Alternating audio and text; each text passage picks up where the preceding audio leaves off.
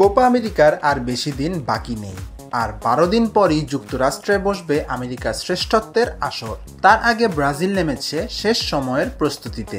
আজ রবিবার ভোরে মেক্সিকোর মুখোমুখি হয়েছিল দলটা। রোমাঞ্চকর এক ম্যাচ শেষে 3-2 গোলের জয় তুলে নিয়েছে ব্রাজিল। টেক্সাসের কাইল ফিল্ড স্টেডিয়ামে ব্রাজিল এগিয়ে গিয়েছিল একেবারে ম্যাচের শুরুতেই, তাও আবার ভিনিসিয়াস জুনিয়র, রদ্রিগো গোয়েজ, রাফিনিয়াদের একাদশে না রেখে 5 মিনিটে গোল করেন আন্দ্রেস পেরেইরা।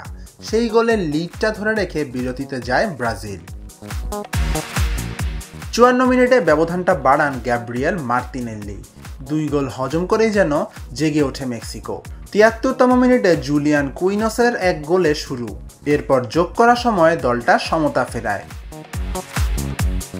তবে মেক্সিকানদের উৎসবটা আর টিকল মোটে 4 মিনিট। ভিনিসিয়াসের বাড়ানো বল থেকে এনরিকের গোলে জয় পেয়ে যায় ব্রাজিল। সেলেসাওরা নিজেদের দ্বিতীয় ম্যাচটি খেলবে কোপার এবারের স্বাগতিক দল যুক্তরাষ্ট্রের বিপক্ষে। আগামী 13 জুন বাংলাদেশ সময় ভোর 5টায় শুরু হবে সেই ম্যাচটি।